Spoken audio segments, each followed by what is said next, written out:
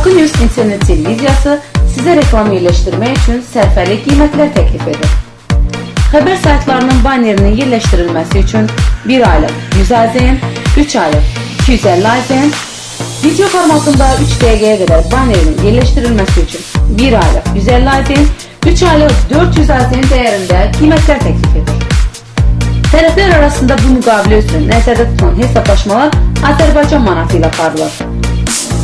Əlaqə nömrələri 050 616 36 29, 070 616 36 29, 077 616 36 29. Sərfəli reklamın tək ünvanı Bakı News internet televiziyası.